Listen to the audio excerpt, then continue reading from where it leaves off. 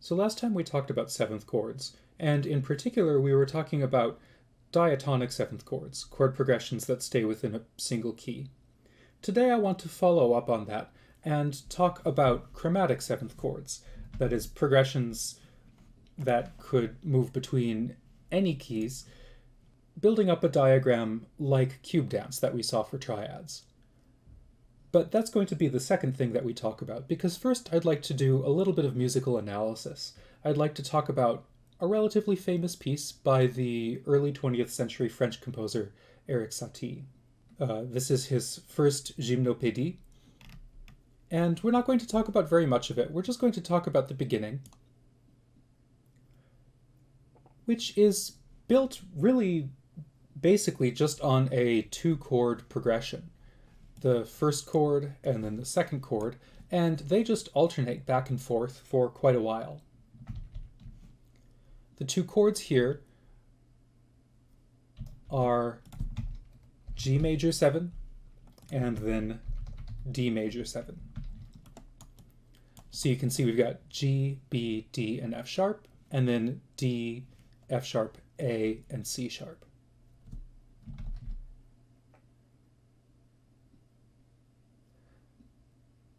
And one interesting thing to consider in this piece is, what do you feel like the tonic of this piece is? That is, does this feel like it's a piece in G or a piece in D? And right off the bat, I think there are reasons that you might suspect either one of those. So for instance, we start with G. We start with a G major chord, we start with G in the bass. So that would seem to suggest thinking of G major as the tonic. On the other hand, if you pay attention to the key signature, it's got two sharps, which seems like it would be the key signature for D major. So either this is a piece that's in G, but maybe something like G Lydian, or it's something that's in D major, but it doesn't start on the tonic chord. And I think that ambiguity is something that Satie plays with over the course of the piece. So with just that much priming, I'd like to play a little bit of this for you, and let's see what you think. Is it in G or D?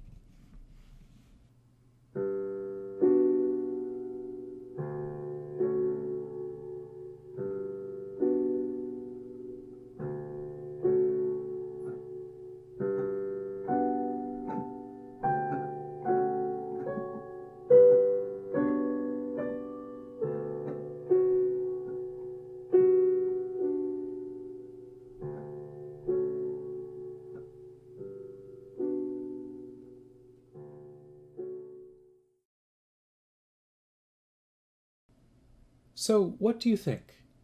Do you have an initial impression, or if you know the piece, do you know how you've heard it? Does it feel like it's in G or D major? Or G Lydian, maybe? In D major. Okay, interesting. Are you able to put your finger on why D major feels like the tonic to you and not G? Since, after all, it's normal for a piece to be in the key of its first chord. That's sort of usually what we expect. So what is it that cues D major for you as the tonic?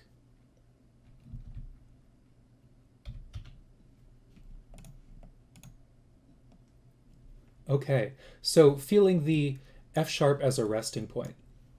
Yeah, so you're pointing out that if we pay attention to the way that the chords are voiced here, there's this F sharp that stays as the top note in the chordal accompaniment throughout the whole thing. And the technical term for that is pedal tone. Using a note as a pedal tone that just sustains throughout a chord progression is a way of suggesting that it's very stable. And to make it feel stable, it feels more like the third of a chord than the seventh of a chord. Yeah, I totally agree that that's one of the things that probably supports hearing D major as a stable chord. I think going along with that, there's also the fact that the melody starts on F sharp and actually even leaps up to A, which is like the third and the fifth of D major. And then the melody ends down here on A and then F sharp. So the shape of this first melody also sort of emphasizes the notes of D major. Okay, I'm totally with you there. Anything else stand out to you as biasing the piece towards either of those two chords? Ends on a C sharp. You mean for the piece as a whole, or okay. So yes, as a whole. Actually, if we scroll down to the very end of the piece, our final two chords down here at the end of the whole piece are A minor 7 going to D minor, the triad. So it's kind of like a minor 5-7-1 progression in D minor. And Satie is being a little bit cheeky here. He's in many ways rebelling against the normal classical tradition of tonal harmony, so he uses a minor dominant chord and does some other weird voice leading things. But certainly the fact that this piece ends on D minor suggests that maybe we should think of it as being a D-centric piece overall and not a G-centric piece. So that is another point in favor of D as being the key of the piece overall, even if we change to D minor by the end rather than D major. All right, so I buy all of that evidence. One thing that we have to contest with is still the fact that the piece starts on G major, which is a little bit of a weird thing to do for a piece that wants to treat D as the most stable note. And I'd like to suggest that Satie actually does something relatively subtle with the way that he voice leads this chord progression. That is, there's actually something in the voice leading that helps give a little bit of emphasis to D. And we've already mentioned a little bit of that with the preserved F sharp between the two chords, but there's, I think, even more that we can say here. So let's think back to our rule from last time about what kinds of voice leadings you would expect to hear between seventh chords within a key. If we're thinking of this as being in D major, then we would have a major seventh chord on 4, 4-7, going to a major seventh chord on 1, 1-7. Last time we talked about a rule that tells me whether the smallest voice leading between these chords should be an upshift or a downshift. Given this progression, what would be the smallest voice leading here? Upshift or downshift? Yeah, good. So the smallest voice leading for these two chords should be an upshift. And notice that Satie's voicing is not an upshift. What's going on here? We've got D goes down to C sharp and B goes down to A. So he's done something unexpected in the way that he's realized these chords. Just to emphasize that upshift really is what we should expect for these chords, let me go to some blank staff paper. And again, we're trying to do G major 7 to D major 7. And we have F sharp, D, B, and G are the notes in the first chord. And my rule predicts that I should be able to upshift from one chord to the next. So what does an upshift look like here? Well, F sharp would upshift to itself. D would upshift to itself. B would upshift to C sharp, the seventh of the chord, and G would upshift to A, the fifth of the chord, which is a total motion of 0, 0, 2, and 2, which adds up to 4. So your prediction is absolutely right. It should be an upshift with 4 semitones of motion. But somehow that's not what we're seeing Satie do. Let's focus, for instance, on B, which we predict would move up to C sharp. When he does the progression, what does B do? B ends up going down to A. So what has he changed? How is his progression different from what we might theoretically predict? Well, I think the important thing The crucial difference is what's going on in the bass line here. That we have, yeah, so the voice leading up here is all like a downshift voice leading, but that only tells me what the right hand is doing. The bass line down here moves quite a ways. It moves from G down to D. It basically leaps between the roots of the two chords. In our original prediction for the smallest voice leading, we saw that G would move up to A, and here it's not doing that. And I think crucially, there's no other copy of G. There's no G up here in the right hand, like this, that could potentially move up to A and drag all the other voices on an upshift with it. Instead, one way that you might think about what Satie is doing here is he's saying, with my bass line, I'm just going to have large leaps, which is what bass lines often do. And then I'm going to voice the rest of my chord not as a complete seventh chord, but as what in jazz terminology you might call kind of like upper structures of the chord. In other words, what the right hand is playing is not a complete G major seventh chord, but actually just the notes B, D, and F sharp, which you could think of as being like a B minor triad. And then in the D major seventh chord, the right hand is playing F sharp, A, and C sharp, which you could think of as being like an F sharp minor triad. So if we want to think purely in terms of voice leading, we could separate out the right and left hands and say they're doing kind of different things. And purely from its own perspective, the right hand thinks it's doing an alternation between B minor and F sharp minor. And we know that for triads, this is root motion up by a fifth. So for triads, that would be a downshift motion. Just to emphasize that, if I go back up here and I think about doing B minor, that would be B, D, and F sharp. The closest way to get to F sharp minor as a triad would be to keep F sharp the same, move D down to C sharp, and move B down to A, which allows us to keep F sharp as a consistent top note between these two chords, which I guess the original voicing did too. But while F sharp maintains the same position, the other notes move down rather than up. So that's how Satie gets a downshift voice leading for these two chords rather than an upshift voice leading. He treats it as a triadic progression, not a seventh chord progression, which I think is a pretty clever trick. And for me anyways, I think that's one thing that subtly shifts the balance in favor of D as the key rather than G as the key.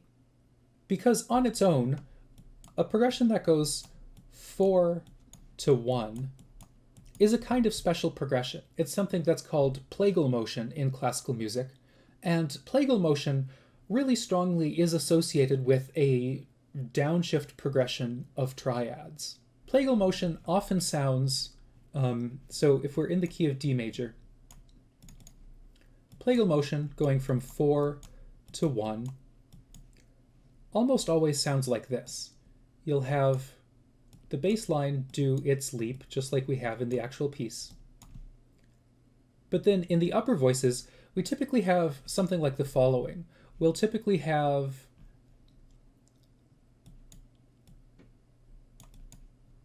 let's say D will stay D, and then we'll have two voices that move down. So we'll have a voice that moves from B to A, and we'll have a voice that moves from G to F sharp. So this is a standard way of doing plagal motion, or sometimes called like an amen cadence. This is a sound that if you live within a classical world, you hear all the time. And crucially, it uses a downshift motion. If I'm in the key of D major, plagal motion sounds like this. 4, 1. And because it downshifts, it feels like it kind of relaxes into the tonic or subsides into the tonic.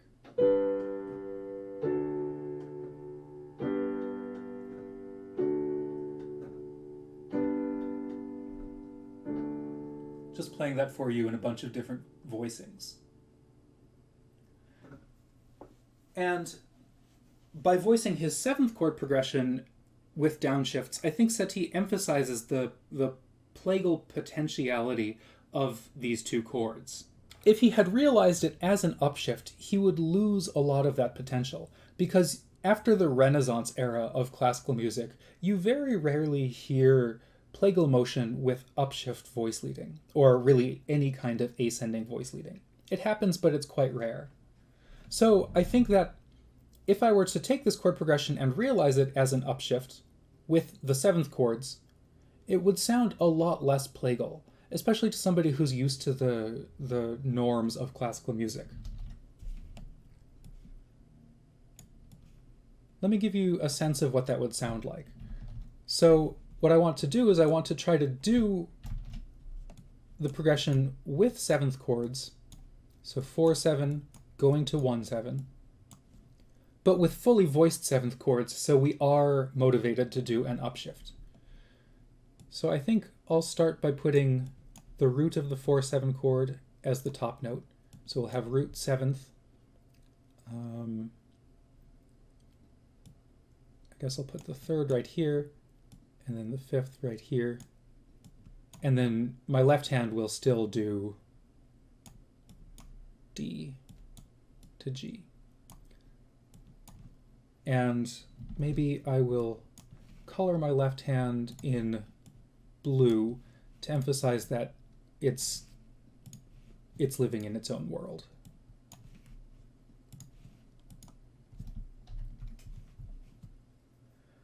Notice that what I've done is I've converted this into a 5-voice progression where there's the left hand just giving the roots of the chords, and then all 4 notes of the chords up above doing the smallest possible voice leading. Again, this goes back to the same sort of thing we were doing in lecture 1, but now for 7th chords. And the idea is, when you fully voice it like this, the smallest way to do it is an upshift. So G would upshift to A, F sharp gets to stay the same, B would upshift to C sharp, and D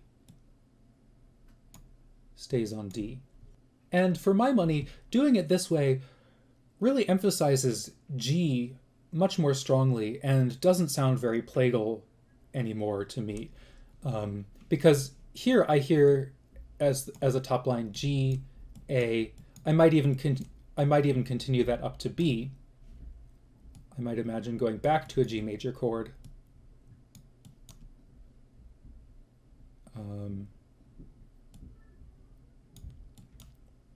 Possibly something like that. And this would sound considerably more like G major as the tonic. I've got a much more richly voiced 7th chord, and the progression here sounds like this. Upshift.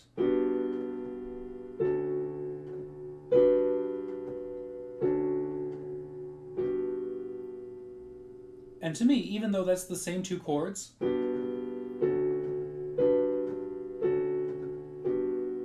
I've managed to voice lead between them in a way that feels much more like that's tonic.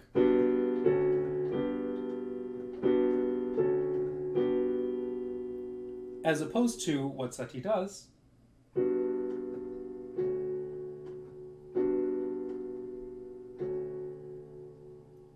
which at least has the potential to be plagal in sound.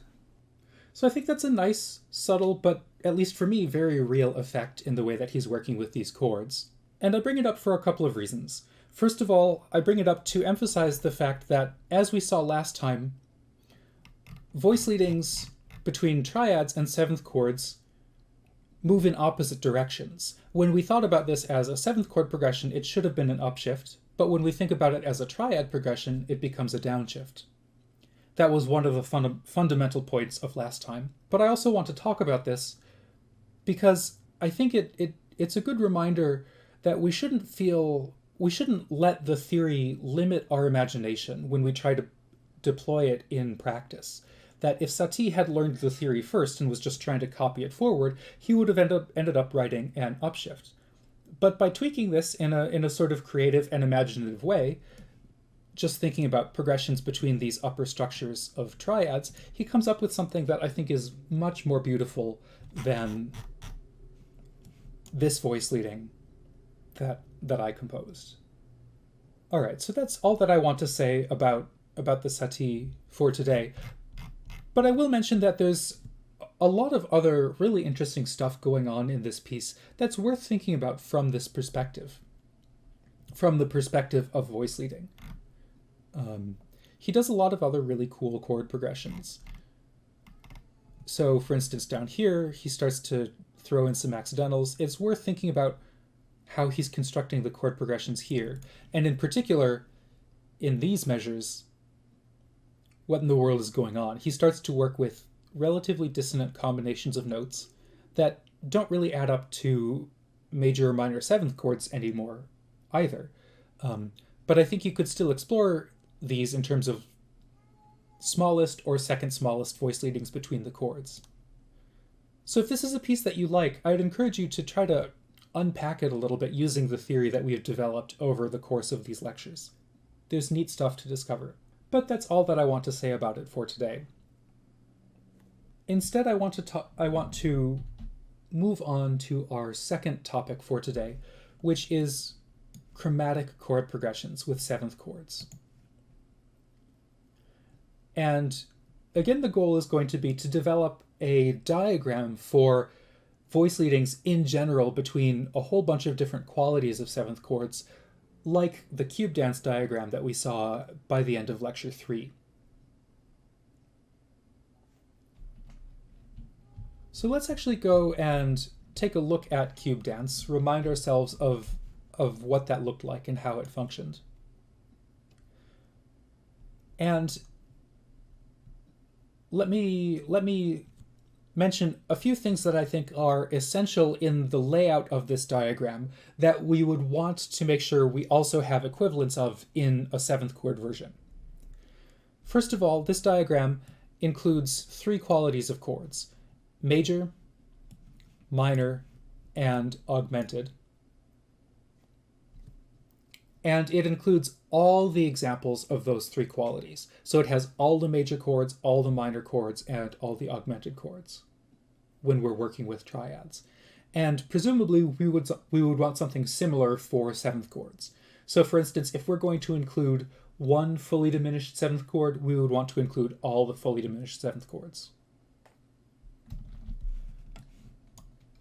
Next, we saw that anytime you have 2 chords like C major and C minor connected by an edge or a line within the diagram, that line represented a 1 semitone motion between those 2 chords. That's sort of the fundamental principle structuring which chords we choose to connect or not. And then finally, we saw that there's more or less a consistent shape as you move your way around the diagram. So moving clockwise around cube dance turned out to be downshift voice leading. We'd like to preserve that as well. So those are going to be the main things that I look for in a diagram that we try to build for seventh chords.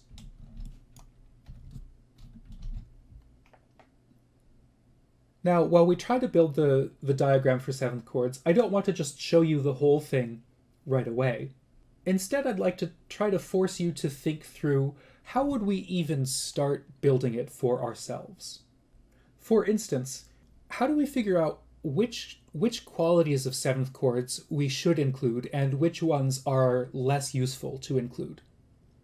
So for instance, for cube dance, for the triads, we include augmented triads, but this diagram does not include diminished triads. How do we make a similar decision for the seventh chords? what kinds of seventh chords do you think we're going to have to include, and which kinds of seventh chords can we potentially leave out? One way you might think about this is you might start by thinking about the chords in cube dance that seem like they have really special locations in the diagram. And for me, that's really the augmented chords, because these 4 augmented triads feel like they're special hubs within the diagram, since they connect to so many other chords. And that has something to do with the fact that augmented triads divide up the 12 notes of the chromatic scale perfectly evenly. That is, if I think about an A-flat augmented triad, so A-flat, C, E natural, and then I can put another copy of the root, A-flat, an octave higher. A-flat to C, this interval, is 4 semitones. C to E is also 4 semitones. And then E to A-flat is 4 semitones. So that's divided the whole octave from A-flat to A-flat, 12 steps, into 4 plus 4 plus 4. And what that means is that I can treat all 3 of the members of the triad as equivalent in some sense. So for instance, when I think about taking A-flat augmented as a triad to... Exactly. So eventually we're going to want to talk about the 3 fully diminished 7th chords. Those will be kind of like the anchors of our 7th chord diagram, like the augmented triads are for cube dance.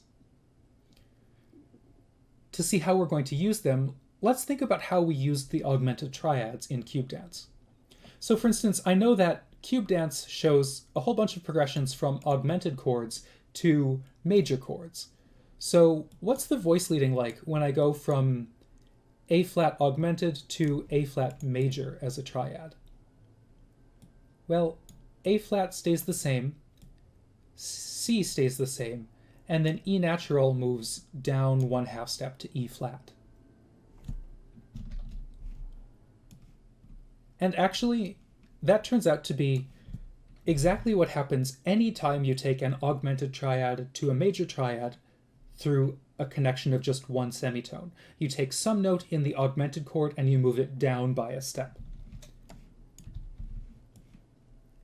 And here's where the symmetry of the augmented triad becomes useful, because I can do that with not only the E at the top, but I could do it with any of the other notes.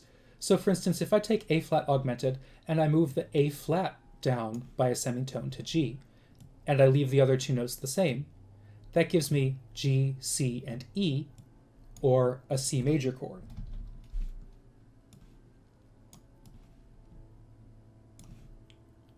Likewise, if I take A-flat augmented, let's see, I'll leave the A-flat the same, but I'll spell it as a G sharp. So I'll just change the enharmonic spelling. I'll leave the E the same, and this time I'll take C and I'll move it down by a 1/2 step to B. That takes me from A-flat augmented to E major. So anytime I take one note of an augmented triad and I move it down, it gives me a major chord. Conversely, anytime I take an augmented triad and I move one of its notes up, that'll give me a minor chord. So I won't demonstrate that with all 3 of the possible motions, but I'll demonstrate it with 1. So again, starting with A-flat augmented, I'll leave the A-flat where it was, I'll leave C where it was, and I'll move E up 1/2 step to F. That takes me to F minor. So any 1 semitone upshift from an augmented triad gets me to some sort of minor chord. So this was a downshift, this was a downshift, this was a downshift, and this is an upshift. If we take this idea back to cube dance, we can see why cube dance is laid out the way that it was. So we were thinking about starting from A flat augmented, and essentially A flat augmented to A flat major, A flat augmented to C major, and A flat augmented to E major. These three lines right here all represent taking one of its notes and moving it down by a semitone. That means that motion this way ended up producing a downshift. Meanwhile, we also saw A flat augmented taking a note up got me to F minor, and I could do the same thing with the other two notes of the A flat augmented chord, which would take me to A minor or D flat minor. Which is why motion this way on cube dance creates upshift motion.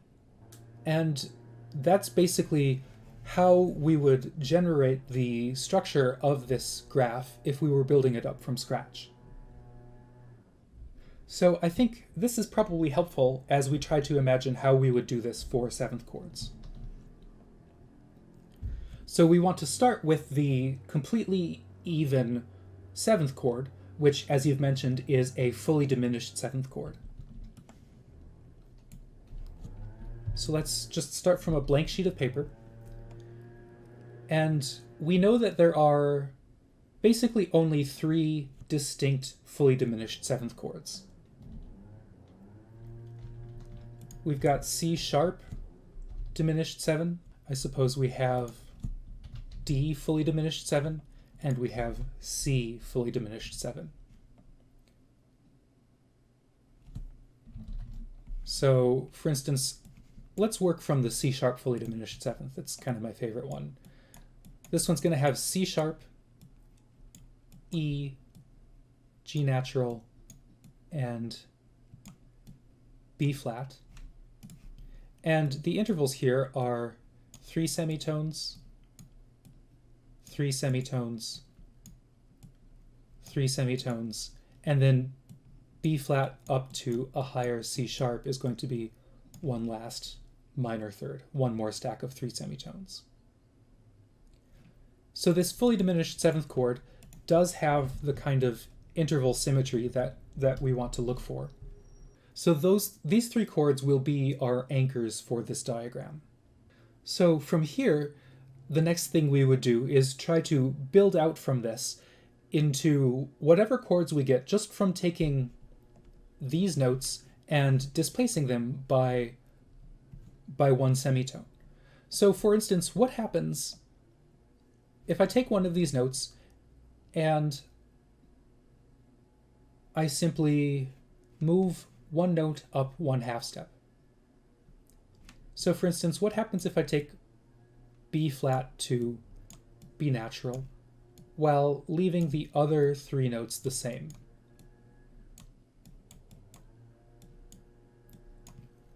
What kind of chord does that give me? That's a minor 7 flat 5 chord or a half-diminished chord. So in particular, it's C sharp. Okay, I don't seem to be able to make the half-diminished symbol, so I'll call this minor 7 flat 5.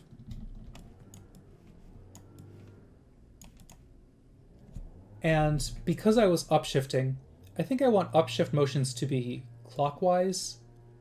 That feels sort of intuitive to me.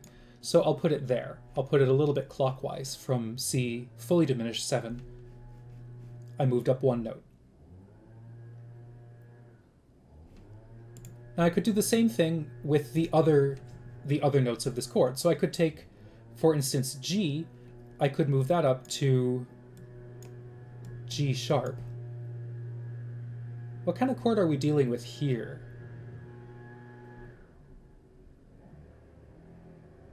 This one is a little bit harder to identify because I've got some enharmonic misspellings.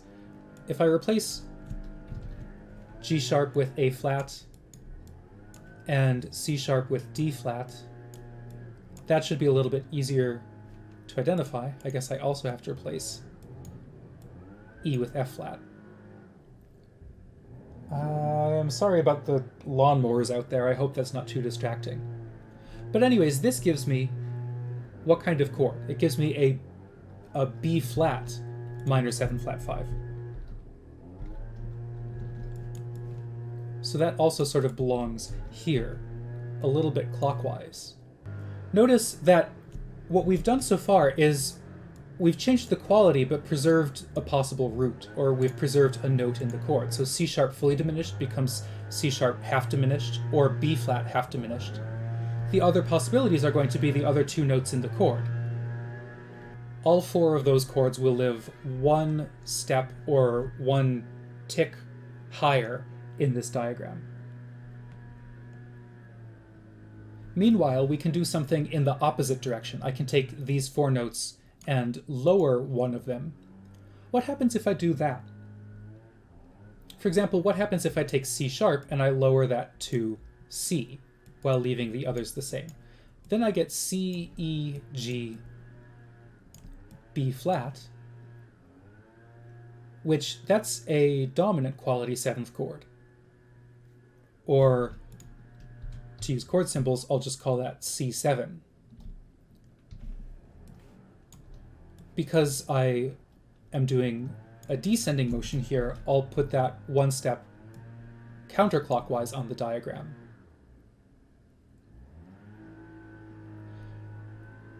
Pause a moment and see if you can predict what are the other 3 dominant quality 7th chords that are going to live in this same spot, one step counterclockwise from C fully diminished 7.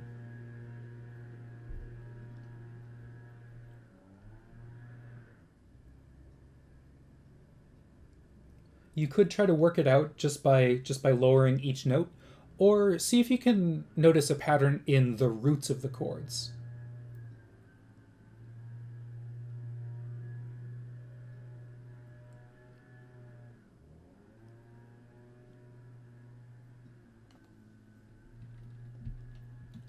If you think back to cube dance, and we paid attention just to the 3 major chords or the 3 minor chords that live in a particular position, they always spelled out an augmented triad, C, A flat, and E.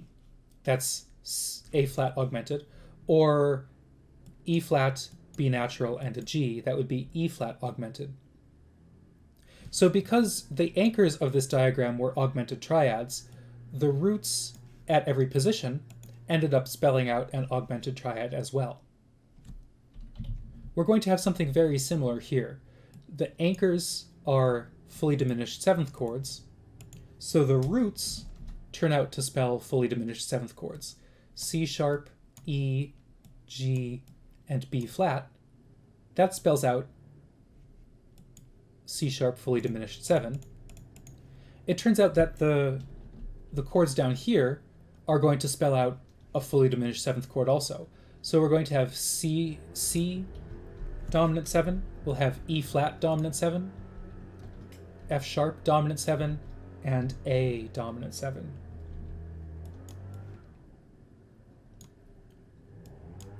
Oops.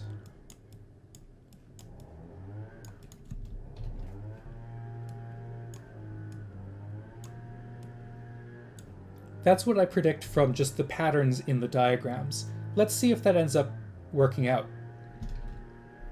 For instance, if I take this fully diminished 7th chord and I move B flat down to A and leave the others the same,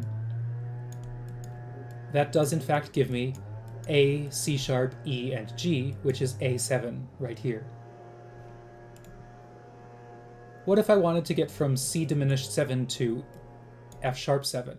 Which would be the note that I have to change?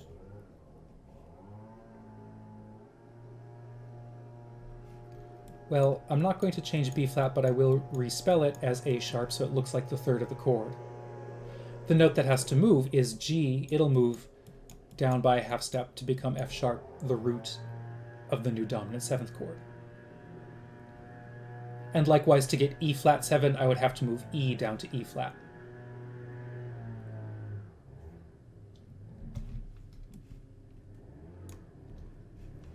So that's going to be the basis for this diagram. And by the way, something kind of interesting here is that this suggests that there's some sense in which minor 7 flat 5 chords and dominant 7th chords, or half-diminished 7th and dominant 7th chords, are kind of like equivalents but opposites, in the same way that major and minor triads are equivalents but opposites. They're one semitone voice leadings away from these perfectly symmetrical chords, but that voice leading is in a different direction, going up for minor 7 flat 5 and going down for dominant 7th. So we could do the same sort of thing for the rest of these. For instance, if I went over here, notice that C sharp diminished 7, the 4 notes in this chord became the 4 roots of my half diminished chords. So over here, this chord is D, F, A flat, and B, or C flat.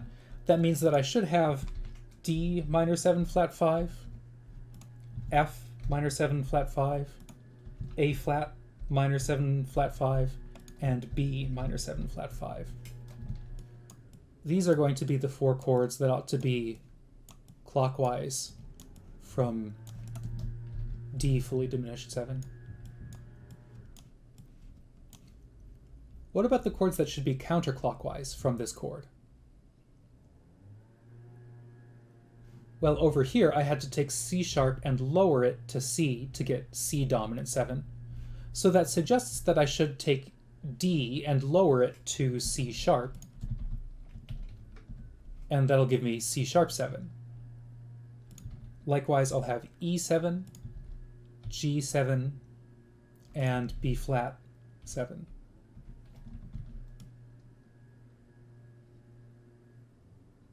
So over here, I've got the chords that have the same roots as this diminished 7th chord right here.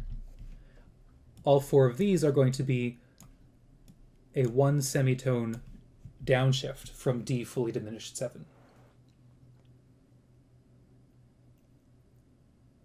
And of course I could do the same thing down here, but I don't feel like I need to by hand because you can see where this picture is going. Now the last thing that we should want to do is we should try to figure out, how do I connect from these 4 chords right here to these 4 chords right here? Since after all, that's what we did for cube dance, connecting like major chords and minor chords directly to each other, and that's where a lot of the interest was. How would that work in this circumstance? Which chords do you think ought to be connected to each other? And actually, I'll pause for a second and make you try to figure this out. How could I take these chords and connect them to these chords, following the principles that this diagram ought to follow?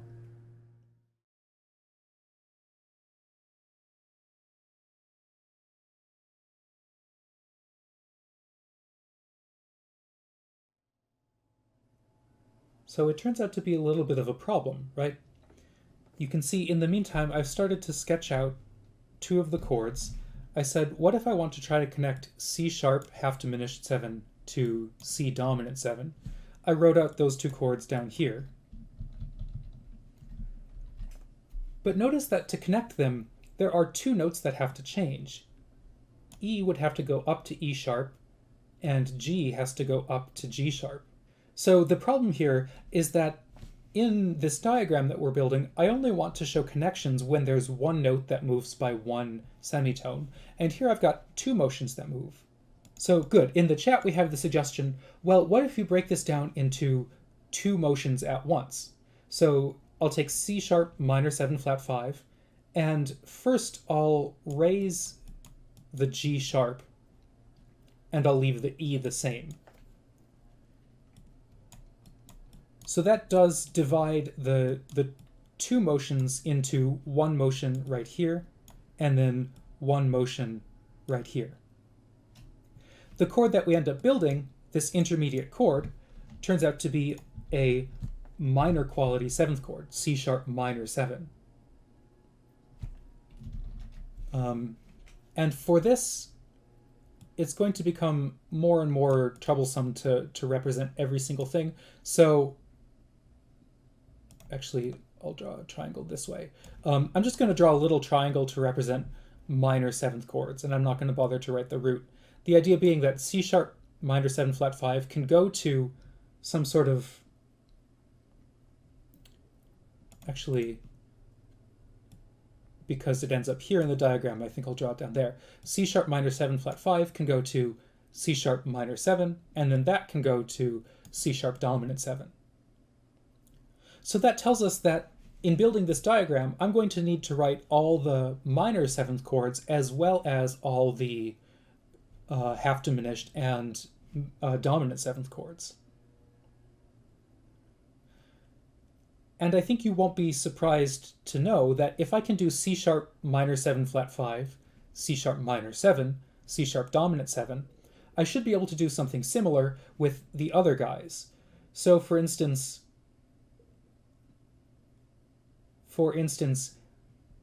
E minor 7 flat 5 ought to be able to go to E minor 7 and then to E dominant 7. B flat minor 7 flat 5 ought to find its minor 7th and then its dominant 7th. And the same thing for G. So that we ought to be able to spell out the roots of, or spell out with our roots, another fully diminished 7th chord right here.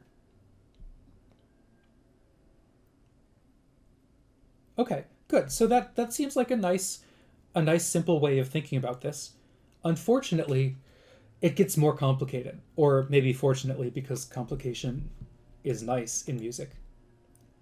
The complication comes from the fact that I could do this in the other order. Instead of raising G at first, what if I raise E sharp at first? And I leave G the same.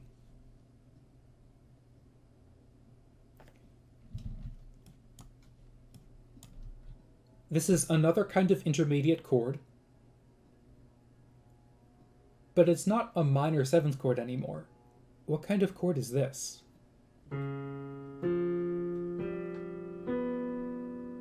C sharp, E sharp, G, B. It's actually not quite C sharp major 7. I can see why it sounds like that, but C sharp major 7 is actually this. So it's not a major 7th chord. In fact, we're not going to end up putting major 7th chords on the basic version of this diagram. This is actually a weirder quality than that. Notice that the chord we have here has G natural, and C sharp major 7 should have G sharp. What you call this might depend on which kind of musical tradition you come from. If you come from a classical music tradition, you might call this a French augmented 6th chord in some random key. The symbol for that is often FR plus 6. If you come from a more jazz-oriented tradition, you might call this C7 flat 5. So it's like an altered dominant chord with a lowered fifth. C sharp, E sharp, B comes from a dominant 7th chord, but G natural instead of G sharp. So we could use either of these labels depending on which tradition you come from. I don't want to bother to pick. I'm just going to draw a star for this quality of chord. So we know that there's also some kind of star quality that connects C sharp minor 7 flat 5 to C sharp dominant 7. And of course there will be equivalent stars for the other guys.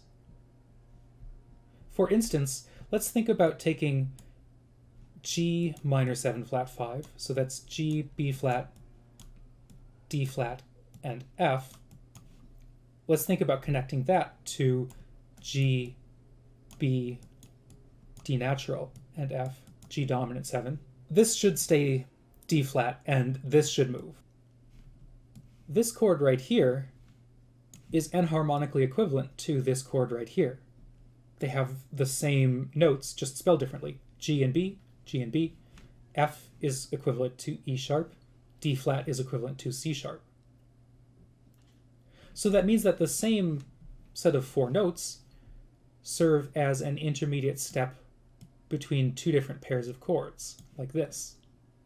And it turns out that the minor 7th chords also serve as a bridge between multiple pairs of chords. So for instance, it turns out that if I want to get from C minor 7 flat 5 to E7, there's another chord that I could pass through. I could go, I think it turns out that I could go to this, and then that connects like so. So there's a whole bunch of spaghetti in the middle here connecting the minor 7 flat 5 chords to the dominant 7th chords. At this point, my handwritten diagram is getting so messy that I think it's worth it for us to actually just go look at the full professionally typeset version of this diagram. And that is what we have right here. So just to orient you, here we've got the C sharp fully diminished 7th chord that we were working from before. It's sort of a big dot. It's like the body of a spider with 4 legs coming off of it, like a spider's 4 plus 4 legs, taking us to a bunch of fully diminished 7th chords and a bunch of dominant 7th chords, fully diminished and dominant like we saw before, and then they're connected by this whole spaghetti-like mess of a whole bunch of different individual stepwise connections. So as we saw before, if I start from C sharp half diminished, I can go to a triangle, which represents a minor 7th chord, and then from the minor 7th chord, I can get to a dominant 7th chord. But I can also make that same connection, starting from C sharp half diminished, going to a star, which represents a French augmented 6th, or dominant 7 flat 5, and that will connect through one of these dashed lines.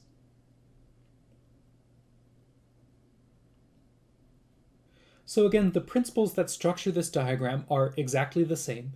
Every single line connection is a semitone motion. We've got every instance of a whole bunch of different qualities of chords. We have all of the fully diminished chords, all of the half diminished, all of the dominant 7ths, all of the minor 7ths, and all of the French augmented 6th chords. Every chord with one of those qualities shows up somewhere on this diagram.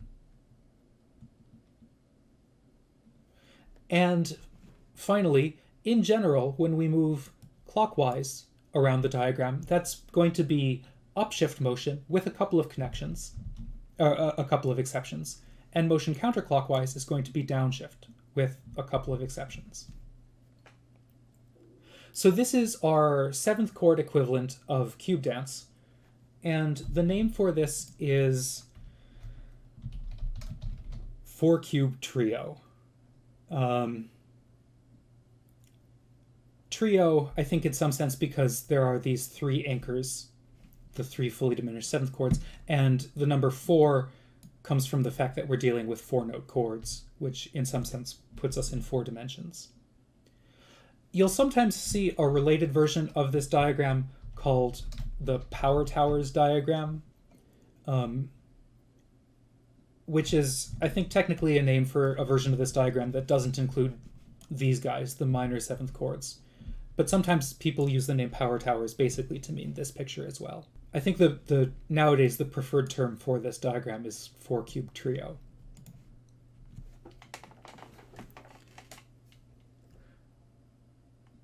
So we'll take a little bit more of a tour of this diagram in a second, but first I see we have a comment. Couldn't we fit major 7 chords between minor 7 flat 5 and dominant 7th chords?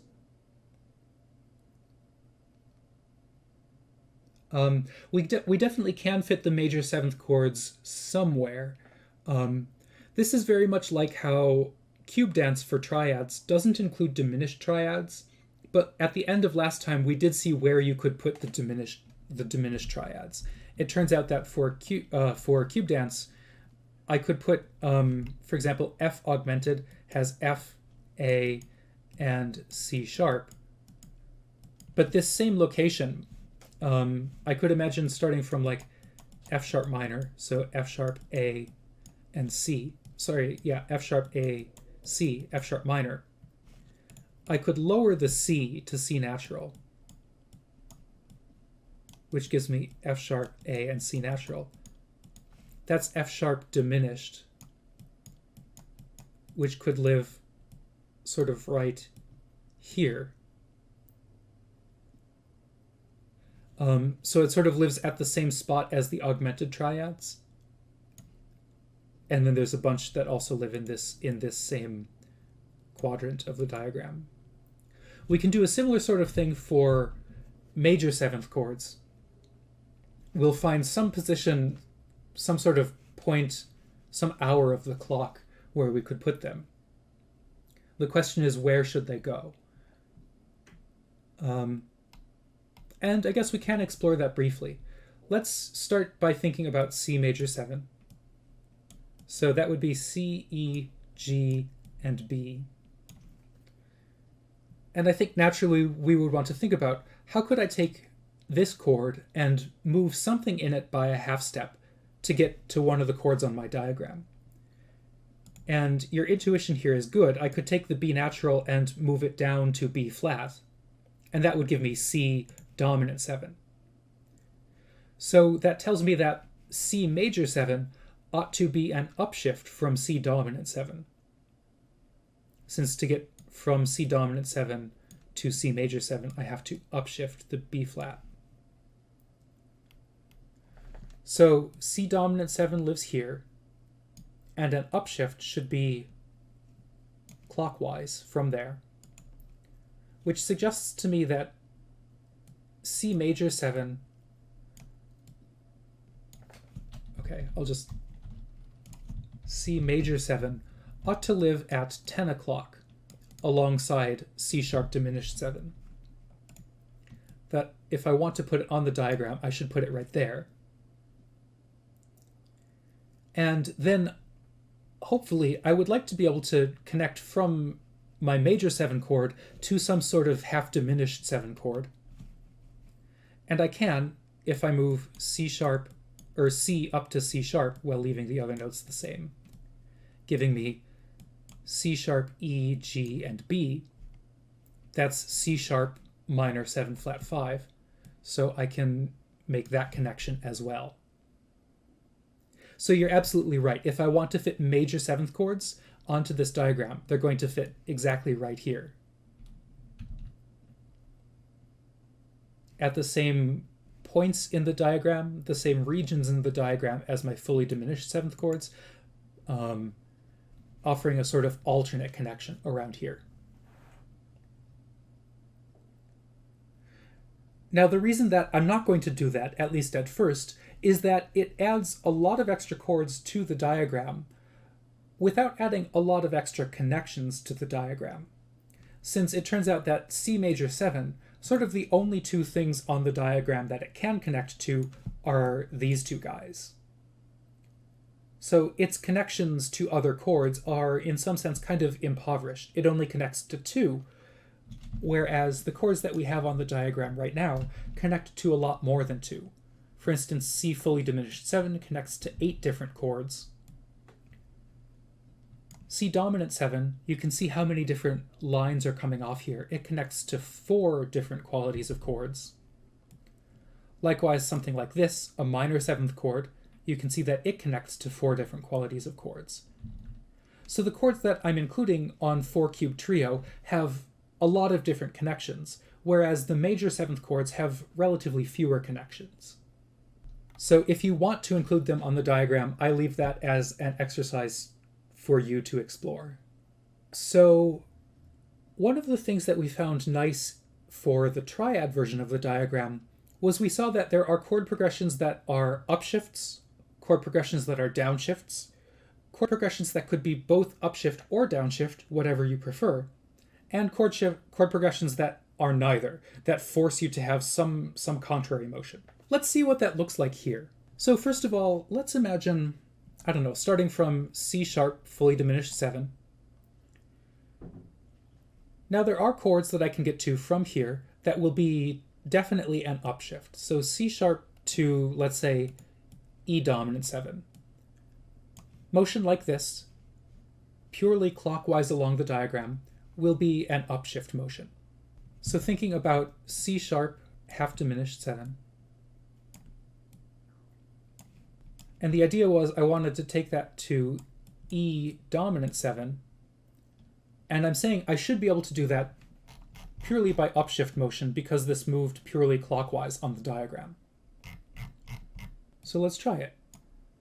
C sharp can't stay C sharp. In fact, that's not in E7, but it can move up to D, which is the 7th of E7. G would upshift to G sharp, and meanwhile E and B up here stay the same. So that's a motion of 0, 0, 1, and 1 for a total motion of 2 between these two chords. And the fact that there's a total motion of 2 right here corresponds exactly to the fact that I moved 2 steps along the diagram. C sharp half diminished, moving to E7.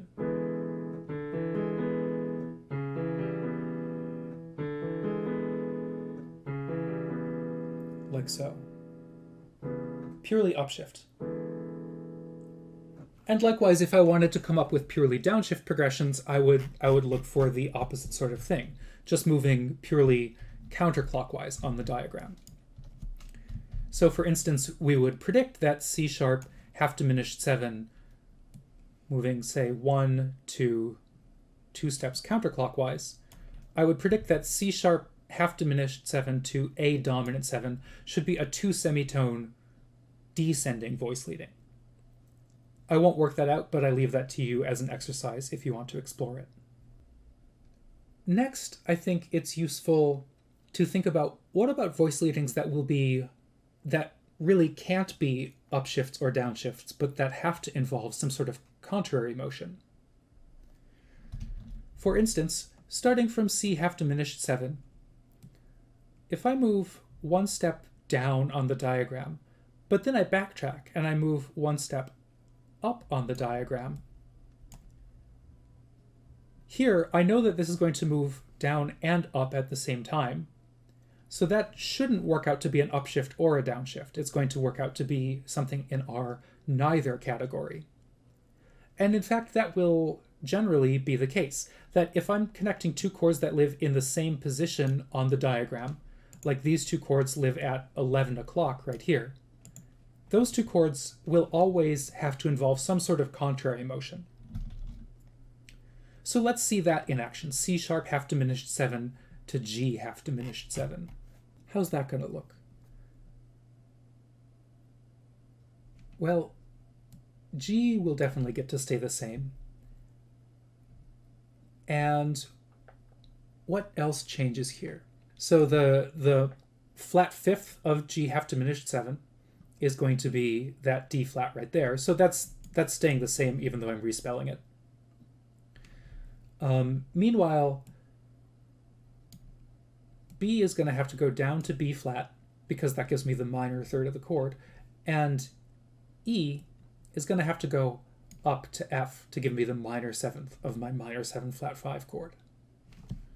So here the motion that I've done is 0 and 0 down here, but E moved +1 to F, and B moved -1 to B flat. So these 2 guys are connected necessarily by contrary voice leading.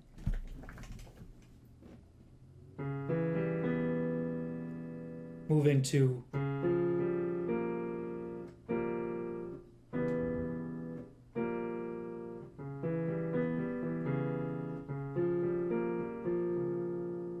like that. And in principle, the same should be true for moving to any of these 3 other chords at the same position as C sharp half diminished 7.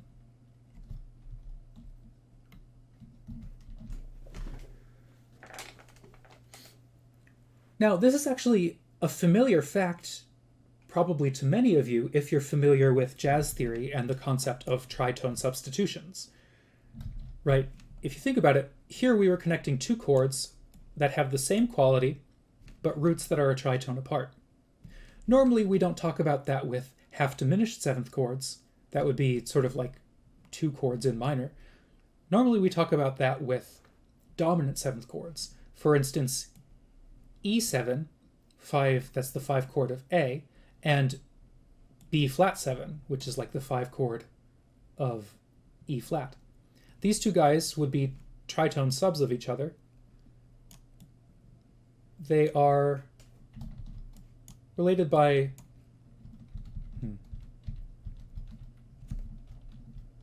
they're related by very small voice leading, just one semitone up and then one semitone down.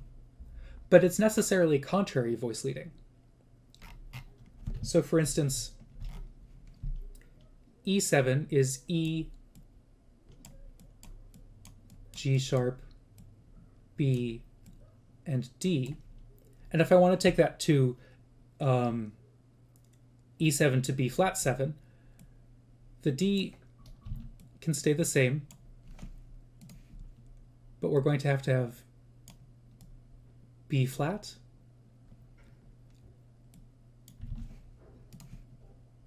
A flat, the seventh of the chord, that's the same as G sharp, so I'm just enharmonically respelling that.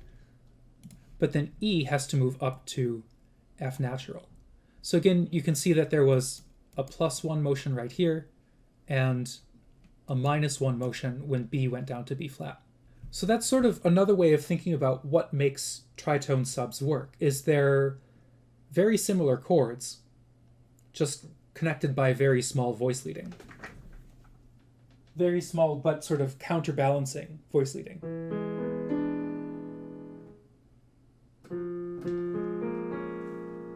E7 going to B flat 7.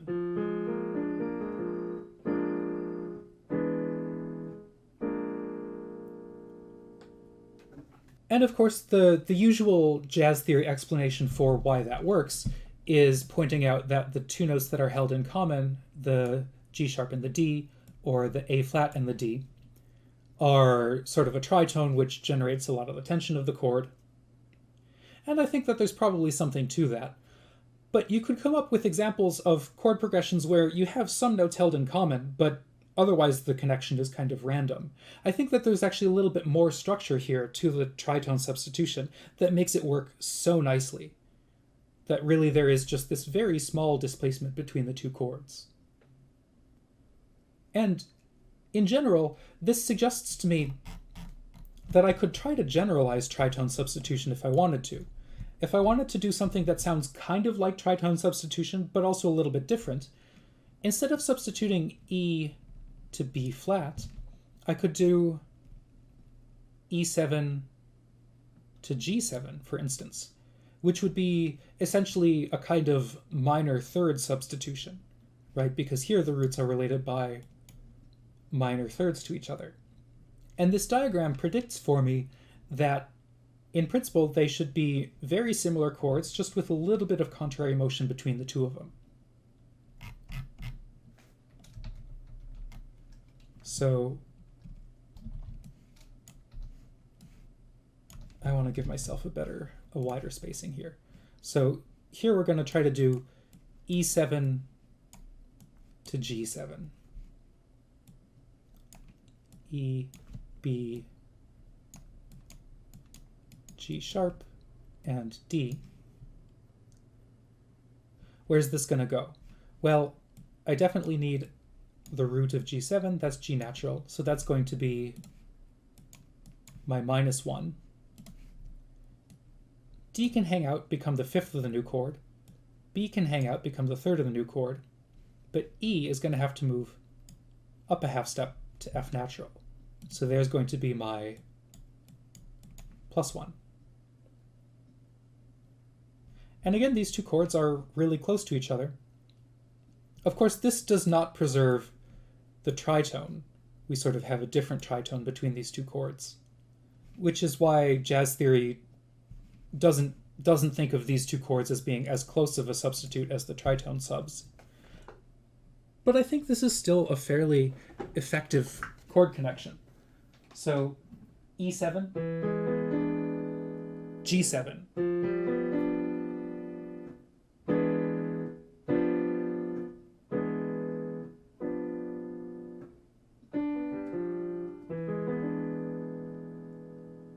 So for instance, G7, you know,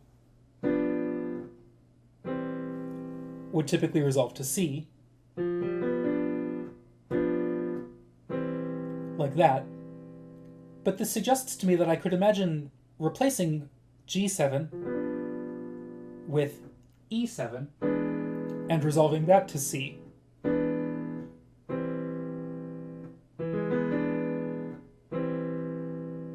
And I think that does have a kind of effect.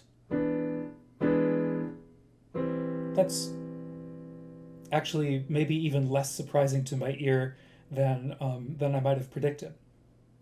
And I think that has to do with the similarity of these two chords in terms of voice leading. All right, so these are examples of chords that can kind of substitute for each other, but one of the things that makes their connection interesting is the fact that it necessarily involves contrary voice leading. What about chord progressions where I could go up or down by the same amount and connect two identical chords? Or, you know, connect the same two chords with ascending or descending voice leading. If you think back to my triad version, that tended to happen when we were connecting chords that lived exactly opposite each other on the diagram. So for instance, if I wanted to start from C major, if I went to something directly opposite on the diagram, like D major or F sharp major, those were the kinds of chords that could ascend or descend either way. They sort of lived at 11 o'clock and 5 o'clock, exactly 6 hours apart from each other. Half the way around the circle, which is what explained why it could be either a downshift or an upshift. It was sort of the same distance in either direction. So we might predict that something similar would happen for my seventh chords. So what would we be looking for here?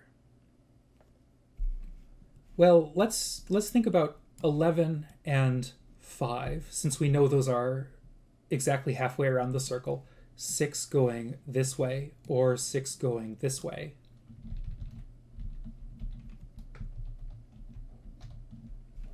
And let's just pick two random chords and see if this works. So let's think, for example, about E half diminished 7 and I don't know, what's a good one? I suppose we could do B dominant 7. Let's see what it looks like to connect these two chords.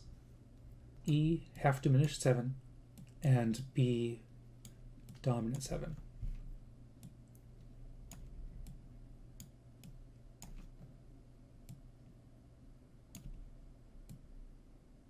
So that should be my half diminished 7th. And first of all, let's think about doing a downshift connection between these two chords. So how is this going to work? Well, I think the nearest thing for E to go to would be D sharp. B flat could go to the 7th of the chord, that would be A. G could go to the 5th of the chord, which would be F sharp. And D, where's that going to have to go? Well, I guess it's going to have to make a relatively big leap down to B, since I still need the root of the B7 chord. And that is, after all, the closest descending thing that I could get to. So the overall motion here was 3 semitones hopping down, 1 semitone, 1 semitone, and 1 semitone, for a total distance, not 7, yikes, a total distance of going down by 6.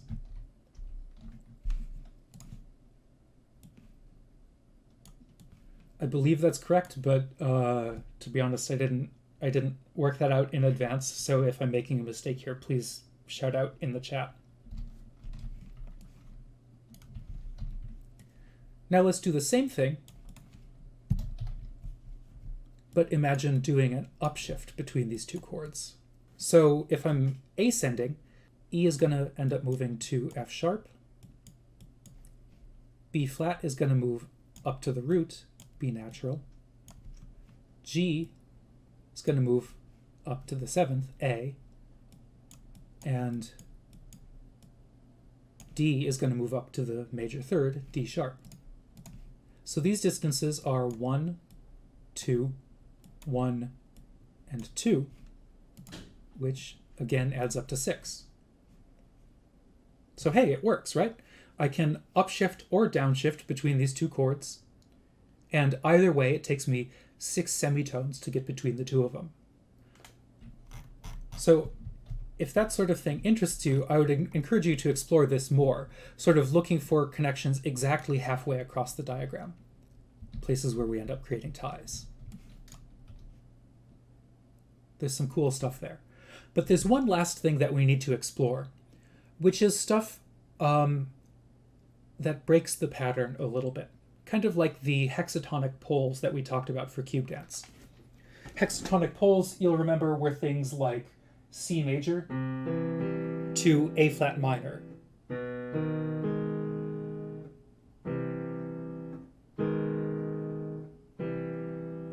Where there was necessarily some contrary voice leading, but it also wasn't perfectly balanced.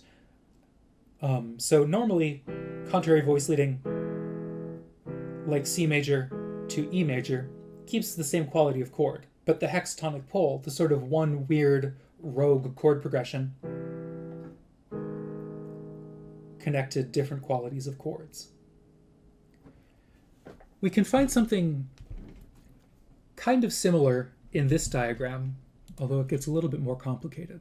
And to find that, let's start from C sharp half diminished 7, and let's try to get to these chords over here, these dominant 7th chords. Let's think about which dominant 7th chords I can get to purely through ascending voice leading.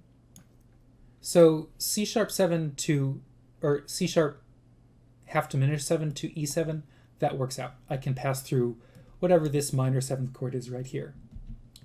This minor 7th chord also branches off to C sharp dominant 7th, so I can get to that. Meanwhile, if I go from C sharp half diminished 7 to this French augmented 6th chord, that can pass down to G sharp 7.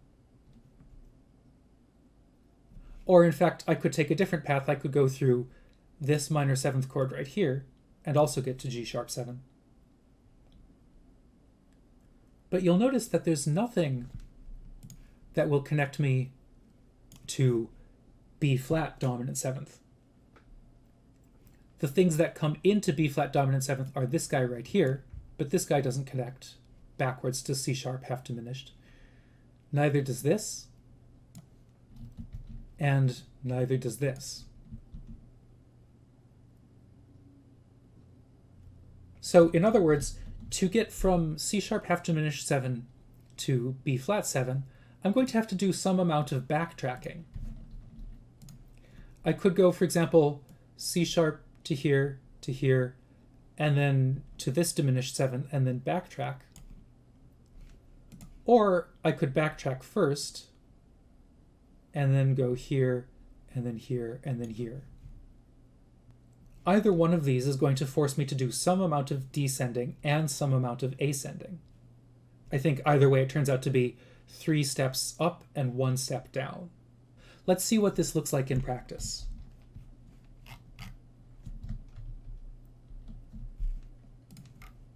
So here the idea is going to be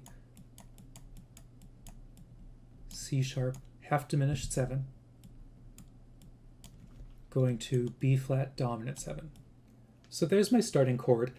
And to try to work this out, we could try to do a systematic thing using my rule from lecture 4. But instead, let me just try to do this by intuition. So for instance, connecting these two chords, I would imagine that probably the closest thing for B to get to is going to be B flat, right? Meanwhile, C sharp, probably the closest thing for that to get to is going to be D, since I need a major third for B flat 7. What else do I need? Well, I've got my root, I've got my third. I need a fifth, that'll be F. I would imagine that E can go up to F. And I need a seventh, A flat. I would imagine that G can go up to A flat. So here I have +1, +1, +1, but then -1. And this, by the way, is actually exactly what we predicted from the diagram. 3 steps clockwise and then 1 step backtracking. So that's 3 going up, 1 going down. C sharp half diminished 7, going to B flat 7.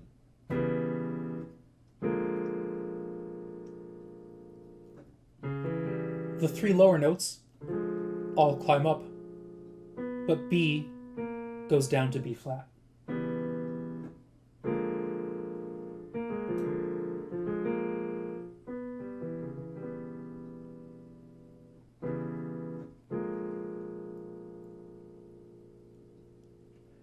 And again, I don't think that that's a diatonic progression in any given key.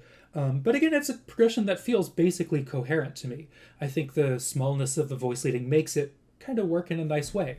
So all of the chords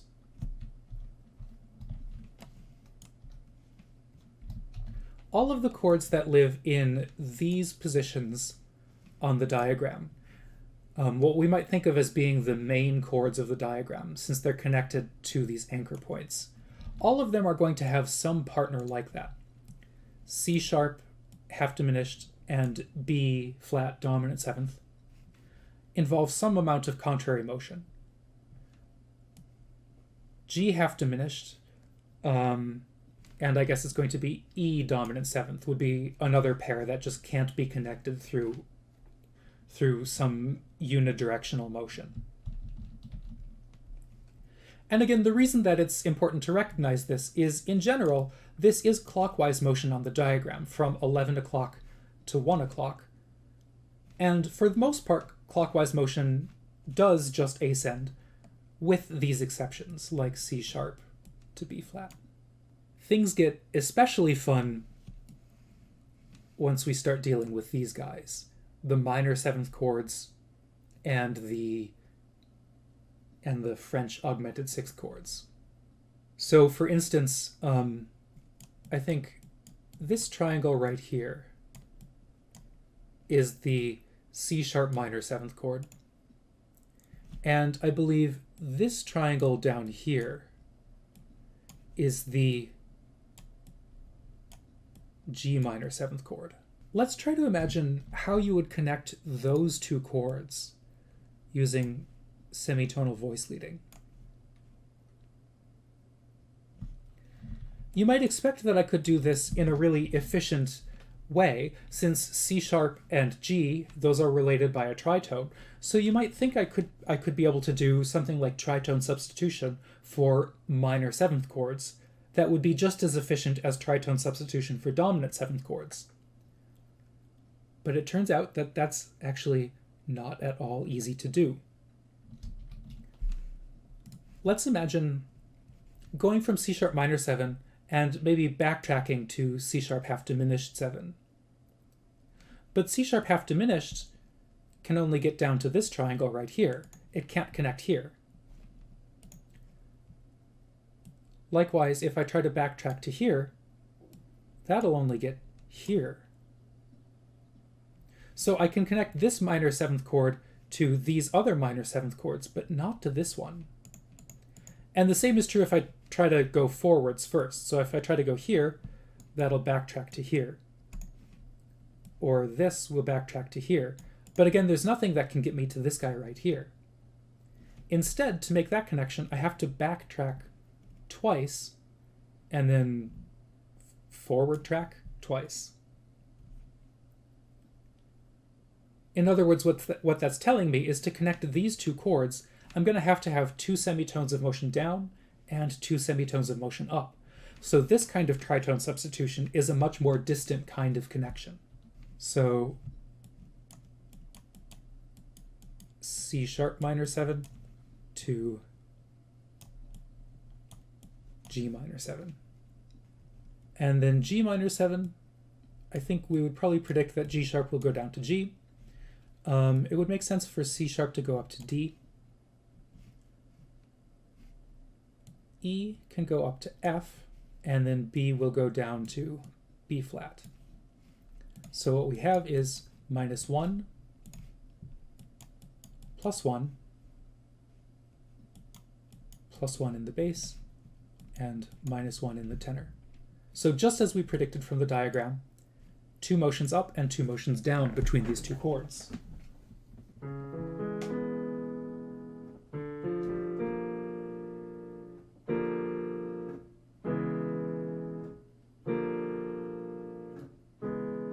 And actually, I think that's a pretty cool, spooky sounding progression, but it's much more sci-fi-esque, kind of like the Imperial March or something, than the tritone subs we talked about before.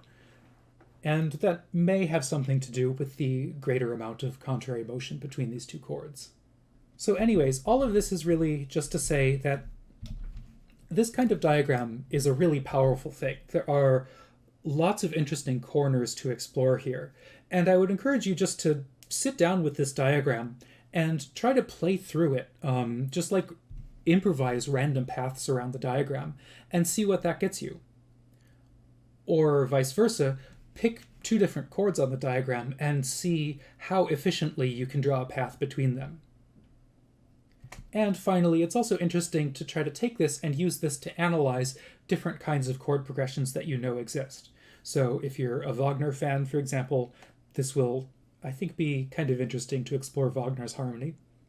Or even to take something as simple as like a 2-5-1 progression in jazz and see what that looks like on the 4-cube trio. I think that's a good place to leave this for today. Hopefully, at least you have a sense of how to navigate this diagram, and even how to extend it if you wanted to add something like major 7th chords to it.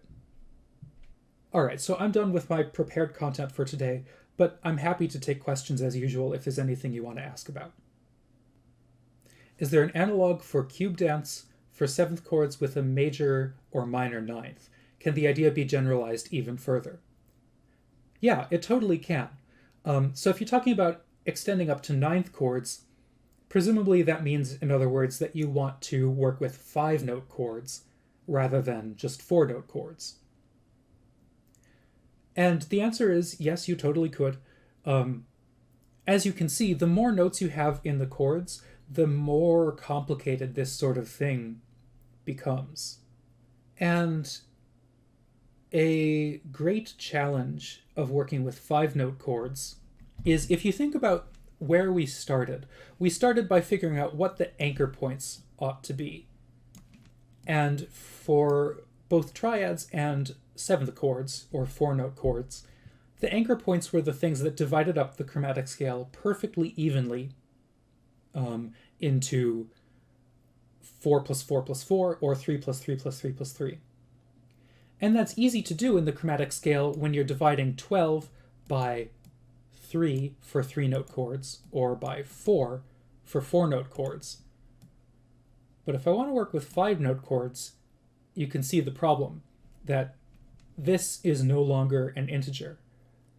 And what that means is the anchor points that you would want to put here are no longer going to be chords that actually exist in the chromatic scale.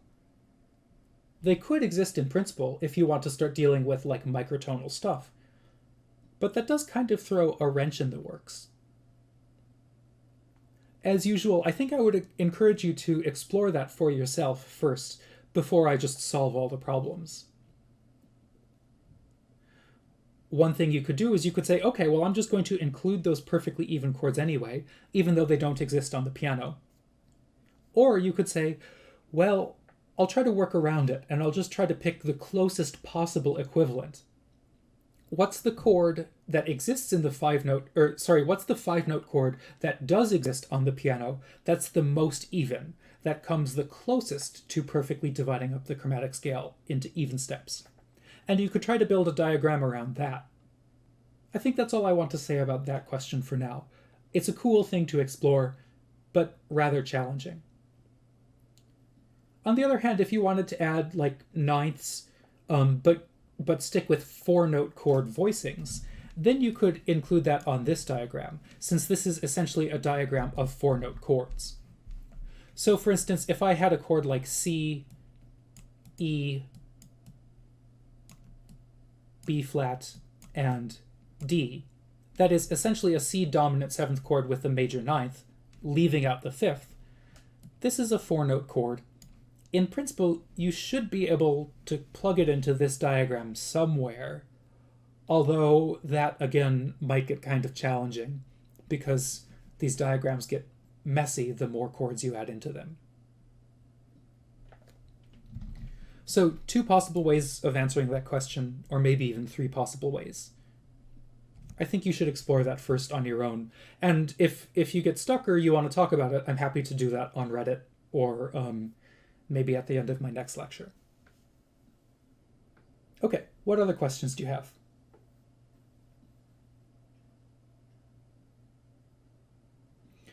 Is there a rule like the one for minimal voice leadings between 9th chords and so on? The idea of using the complement of a chord doesn't seem to work anymore. Well, in principle, the idea of using the complement of a chord, I think it should work. Yeah, so if we stick with diatonic progressions,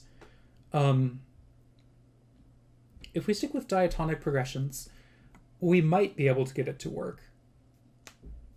Let me go back to my lecture from last time. And so here's my circle where I was visualizing just the C major scale. And to think about 9th chords, let's do the same thing that we did for 7th chords. So a 9th chord would be like C, E, G, B, and D. And before worrying about this guy, let's think about its complement, which would just be like A and F. So basically like a 2-note chord right here. And let's think about what are the voice leadings for like a 2-note chord. So, I don't know, let's just call this,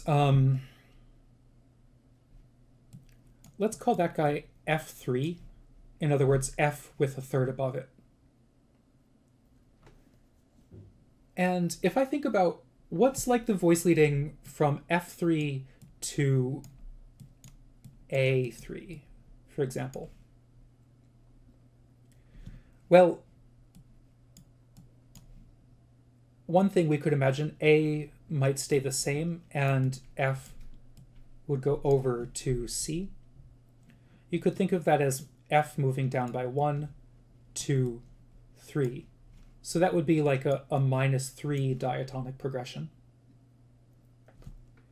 The other way that you might imagine connecting these 2 chords would be something like F going up to A and A going up to C, which would be like +2 and +2.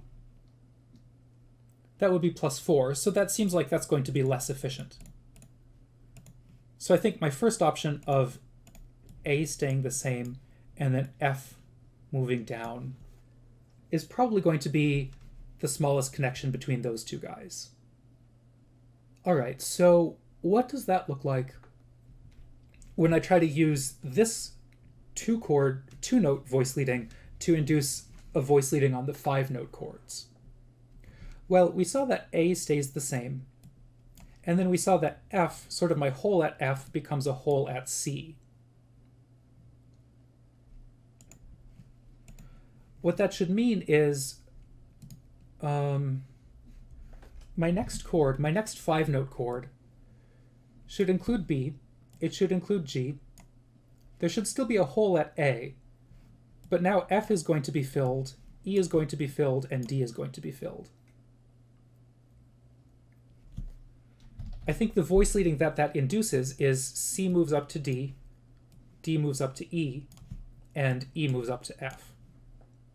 Or if that doesn't quite make sense to you, remember F moving to C should induce a motion of C moving to F.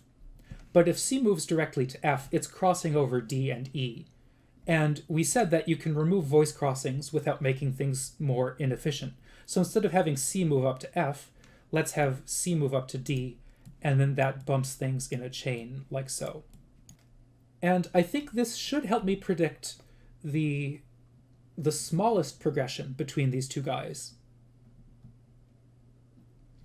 Right, so basically what this is predicting is if I have a chord like C, E, G, B, D, and I guess I'm making a root motion by third, that's going to end up having C move to D, E move to F, G stays the same, B stays the same, and D moves to E. Can I unscramble this? I guess this is like a C ninth chord, and this is some sort of E ninth chord. E, G, B, D, F.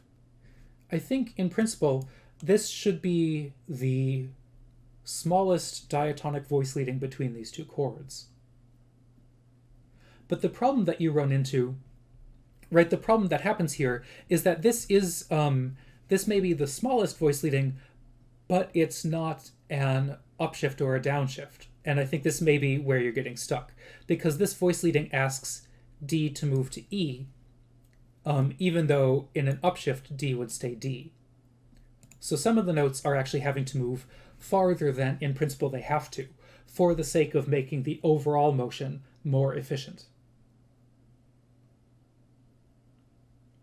Right, and the exact reason that happened is because when we induced the voice leading from C to F, that created a voice crossing, and factoring out the voice crossing is what forced these notes to not just stay the same like they would under an upshift or a downshift.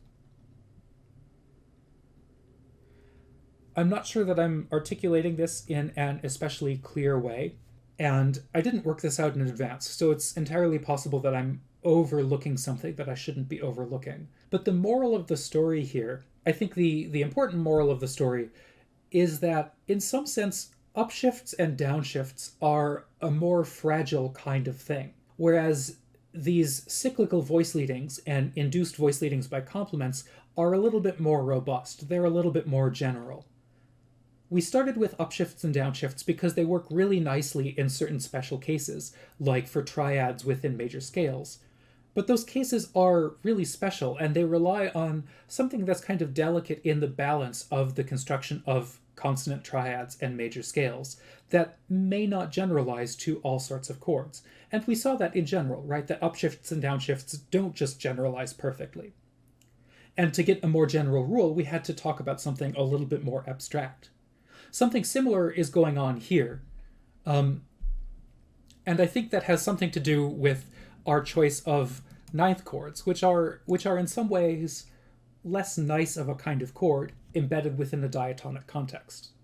If you want to explore this farther, and really honestly I should explore this farther because I don't think I've ever played around with this for myself, what I would encourage you to do is, instead of starting with a chord like this, just like a pure third, try starting with a pure fifth, and think about the voice leading that's induced by something like this. C to G, downshift into C and F, which, as you can see, this is sort of like a minimal downshift between two different diatonic fifths. What kind of voice leading does that end up looking like?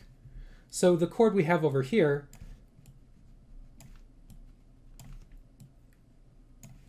BD, A and E. I guess there's also an F.